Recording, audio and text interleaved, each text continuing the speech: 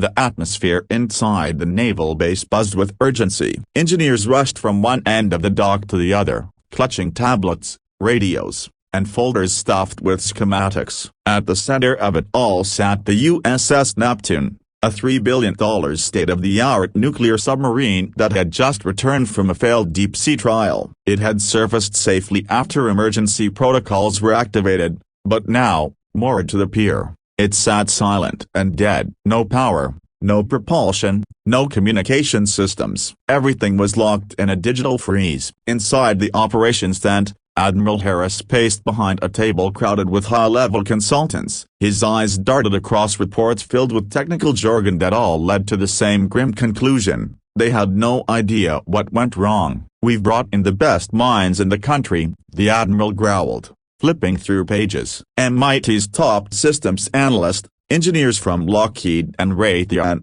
even a NASA diagnostics team. "And yet not one of you can bring this thing back online?" The experts exchanged uneasy glances, each unwilling to admit defeat out loud. "The systems are rejecting every restart protocol," said one consultant. "We've tried external power, direct uplinks, thermal diagnostics, but it keeps shutting itself down." The Admiral clenched his jaw. Every minute the Neptune sat useless. It wasn't just an embarrassment, it was a national security risk. On board were highly sensitive navigation systems, communications logs, and advanced sonar technologies that couldn't be moved without access to the onboard systems.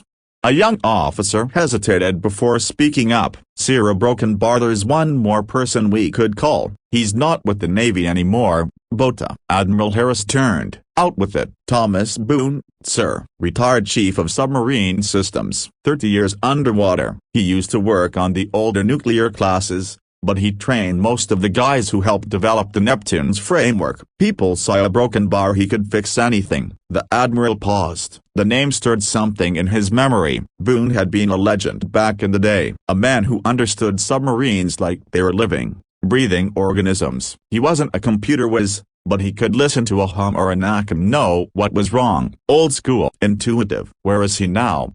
the Admiral asked. "Working at a private shipyard in Norfolk, welding, advising." "Nothing official." Harris didn't hesitate. "Get him here, now. If the tech gods can't save our super broken bar, maybe the old warhorse can." Boone arrived the next morning, just as the fog was lifting off the Atlantic and the sun peeked over the horizon. He stepped out of a modest government transport vehicle, wearing worn-out jeans, steel-toed boots, and a weathered navy jacket that had clearly seen decades of salt and time. On his head sat a faded ball cap stitched with the words "Silent Service," and around his eyes, deep lines told the story of a man who had spent more years underwater than most people spent behind a desk.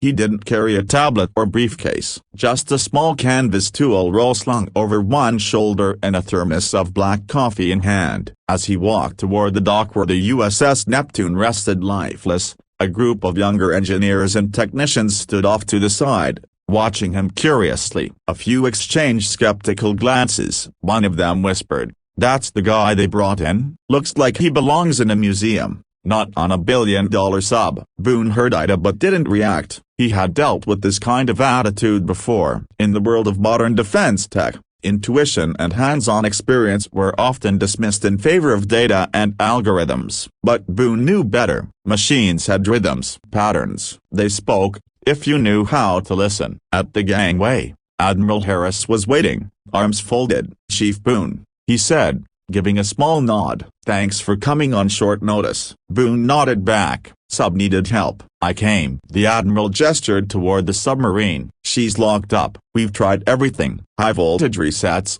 internal diagnostics, you name it. Nobody's even been able to get past the system lockout." Boone looked at the Neptune, his expression softening as if he were seeing an old friend in pain. "May I?"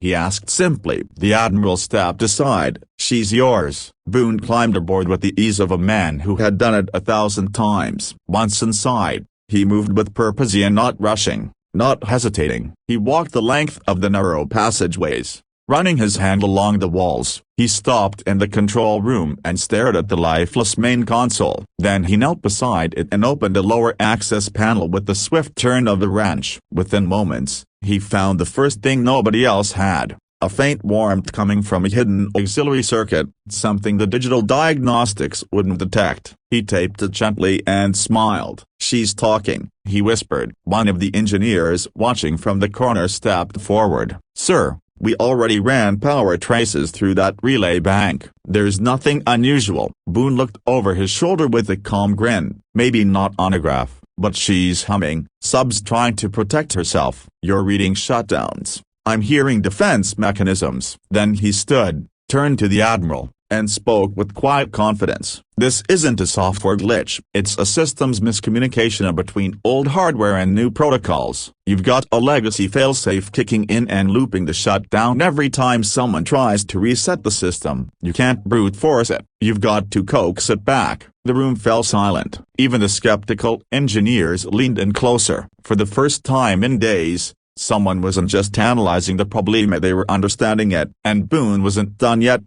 Boone rolled up his sleeves, revealing scarred forearms that told their own story of burns from emergency repairs at crushing depths, cuts from tangled cables, grease stains that no soap could ever remove. He laid out his simple tool roll on the floor of the Neptune's dimly lit control room, next to a stack of diagnostic reports no longer useful to him. He didn't need charts or AI-generated models. He needed to feel the pulse of the machine. "Cut external power," he ordered calmly. One of the junior officers hesitated. "Sir, that's against protocol during diagnostica." Boone raised a brow, not unkindly, but firmly. "You brought me here to fix her. Let me do it." Admiral Harris nodded. "Cut the line." As the external power dropped, the entire control room dimmed even further. For a moment, there was only the faint sound of air systems and the distant creak of metal as the submarine settled into its berth. Boone sat on the floor cross-legged, opened another access panel near the base of the main navigation console, and reached deep inside. He pulled out a small, dust-coated module about the size of a deck of cards. The old failsafe override, a backup unit from a submarine class designed over 2 decades ago, built to intercept full shutdown orders in case of foreign cyber attacks. It had never been fully removed, just buried and bypassed during Neptune's upgrade. "This little ghost has been protecting her," Boone said softly. "Problem is, the new system thinks it's the enemy." Then, using a combination of stripped wire, a soldering pen, and what looked like an old fuse clip, he bridged the legacy circuit to an unused auxiliary diagnostic port. He turned the tiny knob clockwise, then stopped. "That should be just enough to tell her she's safe again," he said. He looked up at the control console and gave a subtle nod to the engineer nearby. "All right, bring power back online." A tense moment passed. Then, as the power surged through the sub's internal systems,